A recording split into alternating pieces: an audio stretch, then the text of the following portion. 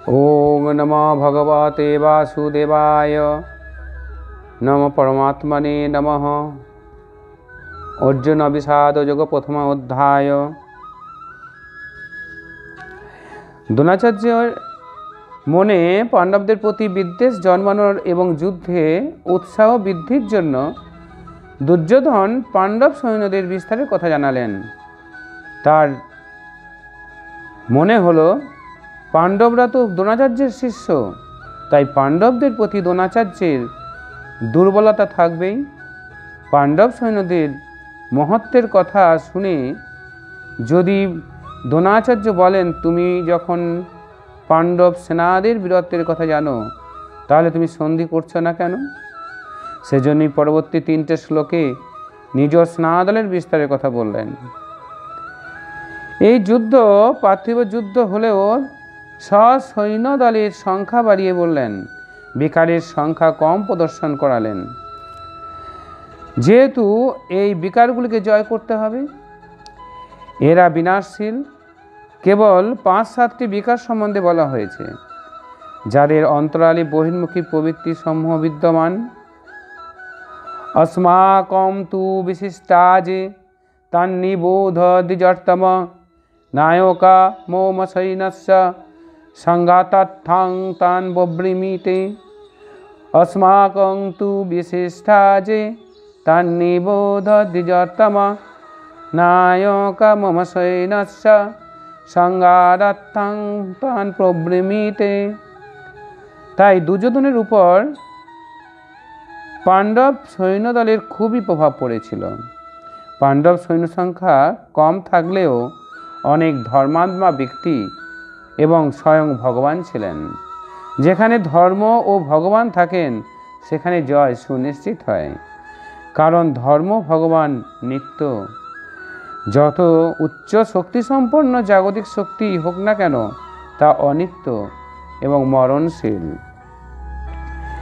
হে দ্বিজোত্তম, আমাদের পক্ষে সকল বিশিষ্ট যোদ্ধা ও সেনাপতি আছেন, তাদের সম্বন্ধে আপনি অবগত হন। আপনার অবগতির জন্য তাদের নাম বলছি। বাহ্য যুদ্ধে সেনাপতির জন্য দ্বিজোত্তম সম্বোধন অপ্রাসঙ্গিক। বস্তুত গীতাশাস্ত্রে অন্তঃকরণের 2টি প্রবৃত্তির সংঘর্ষের বর্ণনা করা হয়েছে, যেখানে দ্বৈতের আচরণই হলো দরুণ। যতক্ষণ আমরা লেশমাত্র আরাধ্য থেকে পৃথক, ততক্ষণ প্রকৃতি বিদ্যমান, দ্বৈত বিদ্যমান। এই দিকে জয় করার প্রেরণা প্রথম গুরু দ্রোণাচার্যের কাছে পাওয়া যায়। অপূর্ণ শিক্ষাকে সম্পূর্ণভাবে জানার প্রেরণা প্রদান করে। এটা পূজার স্থান নয়, এখানে সৌম্যসূচক সম্বোধন হওয়া উচিত। বিজাতীয় প্রবৃত্তির নায়ক কে কে? ভবান ভীষ্মশ্চ কর্ণশ্চ কৃপশ্চ সমিতিঞ্জয়ঃ অশ্বত্থামা বিকর্ণশ্চ সৌমিদৈত্যজয় তথৈব চ। ভবান ভীষ্মশ্চ কর্ণশ্চ কৃপশ্চ সমিতিঞ্জয়ঃ অশ্বত্থামা বিকর্ণশ্চ সৌমিদৈত্যস্তথৈব চ। একজন স্বয়ং আপনি অর্থাৎ দ্বৈতের আচরণকারী দ্রোণাচার্য, ভ্রমরূপ পিতামহ ভীষ্মও আছেন। এই বিকার সমূহ ভ্রম থেকে উৎপন্ন হয় এবং শেষ পর্যন্ত জীবিত থাকে। তাই পিতামহ সম্পূর্ণ সেনার মৃত্যুর পরেও জীবিত ছিলেন। শরশয্যায় অচৈতন্য অবস্থায় ছিলেন, তবুও জীবিত ছিলেন। একেই বলে ভ্রমরূপ ভীষ্ম। ভ্রম শেষ পর্যন্ত বেঁচে থাকে। এরূপ বিজাতীয় কর্মরূপ কর্ণ এবং সংগ্রাম বিজয়ী কৃপাচার্য সাধন অবস্থায় সাধক অন্যের প্রতি যে কৃপার আচরণ করেন, সেই কৃপাকেই কৃপাচার্য বলে। ভগবান কৃপাধাম এবং ঈশ্বরের প্রাপ্তির পর মহাপুরুষের স্বরূপ তদ্রূপ। কিন্তু সাধন অবস্থায় যতক্ষণ সাধক ও পরমাত্মা পৃথক, বিজাতীয় প্রবৃত্তিগুলি সক্রিয় এবং মোহ আচ্ছাদিত। এইরূপ পরিস্থিতিতে সাধক যদি কৃপার আচরণ করেন, তবে তিনি নষ্টভ্রষ্ট হয়ে যান। সীতা দয়া করেছিলেন, তার পরিবর্তে তাকে কিছুকাল লঙ্কায় প্রায়শ্চিত্ত করতে হয়েছিল। বিশ্বামিত্র দয়া করেছিলেন, তাই তিনি পতিত হয়েছিলেন। যুদ্ধকালে যোগলব্ধ শক্তি প্রকট হয়, প্রকৃতপক্ষে সেগুলি সিদ্ধাই। কিন্তু কৈবল্য প্রাপ্তির পথে এই সিদ্ধাই তত বড়ই বাধা যতটা কাম, ক্রোধ, লোভ, মোহ প্রভৃতি। তুলসীদাসের মতে মায়া অনেক বিঘ্ন সৃষ্টি করে, শক্তি প্রদান করে, এমনকি সিদ্ধে পরিণত করে। এরূপ সিদ্ধ সাধকও যদি পাশ দিয়ে হেঁটে যান, মরণাপন্ন রোগীও বেঁচে ওঠে। সেই রোগী যদি সুস্থ হয়ে ওঠে, কিন্তু সাধক যদি নিজের অবদান মনে করেন, তাহলে তিনি নষ্টভ্রষ্ট হয়ে যাবেন।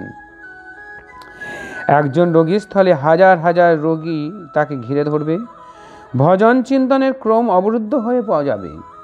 পথ ভ্রান্ত হতে হতে প্রকৃতির বাহুল্য হবে। যদি লক্ষ্য দূরে এবং সাধক কৃপা করেন, তবে কৃপার একার আচরণী সমিতিঞ্জয়, অর্থাৎ সমস্ত সেনাবাহিনীকে জয় করবে। এই কারণেই যতক্ষণ সাধক পূর্ণতা লাভ না করছেন, ততক্ষণ এইসব থেকে সাবধান থাকা দরকার। দয়া না করলে সাধবৃত্তি কষায়ের সমতুল্য, আর দয়া প্রদর্শন করলেই অধপতনের সম্ভাবনা। এইরূপ আসক্তি রূপ অশ্বত্থামা। জগতে অর্থাৎ জাগতিক যে কোনো বস্তুর প্রতি আকর্ষণকে আসক্তি বলে। দ্বৈতের আচরণই দ্রোণাচার্য, দ্বৈত আসক্তির জন্মদাতা। শস্ত্রধারী অবস্থাতেও আচার্য দ্রোণকে বধ করা সম্ভব ছিল না, তিনি অজেয় ছিলেন। ভগবান শ্রীকৃষ্ণ বলেছিলেন, কৌরব পক্ষের একটি হাতির নাম অশ্বত্থামা। ভীম সেই হাতিটিকে হত্যা করেছে, অশ্বত্থামা মারা গিয়েছে। এইরূপ ঘোষণা করুন। এই অপ্রিয় ঘটনার কথা শুনে আচার্য মর্মাহত হয়ে শিথিল হয়ে যাবেন।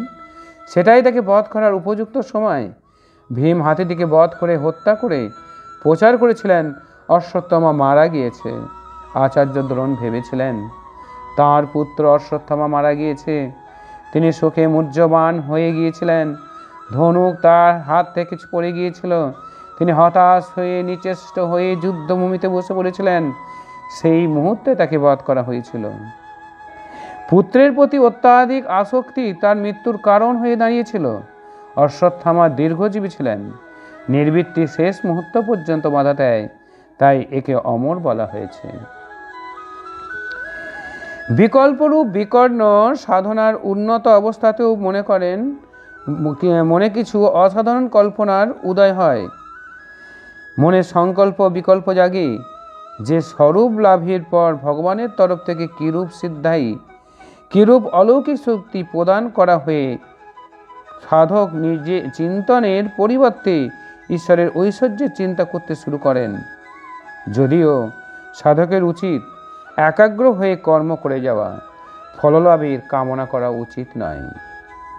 কিন্তু যখন তিনি সিদ্ধাই অর্থাৎ যোগলব্ধ শক্তির কামনা করতে শুরু করেন, তখন এইরূপ মনোভাব অর্থাৎ বিকল্পকে বিকর্ণ বলে।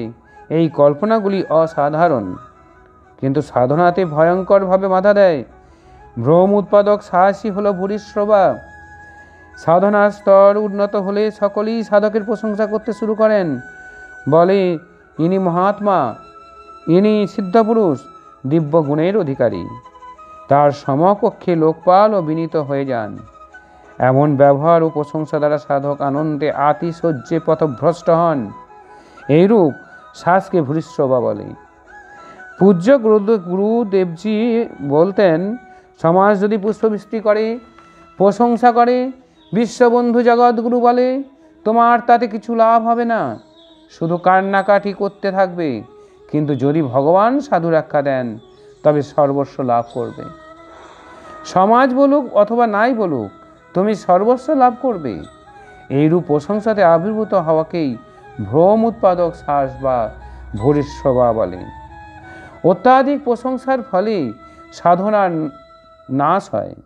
সংযম স্তর উন্নত হলে পরে যে বিকারগুলি বাধা দেয়, এগুলি তাদেরই নাম।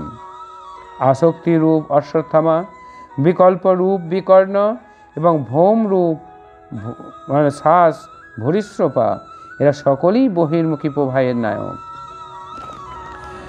অন্যে চ বহব সুরা মদর্থে ত্যক্ত জীবিতা নানা শস্ত্র প্রহারানা সর্বযুদ্ধ বিশারদাঃ অন্যে চ বহব শূরা মদর্থে ত্যক্ত জীবিতঃ নানা শস্ত্র প্রহারানা সর্বে যুদ্ধ বিশারদা।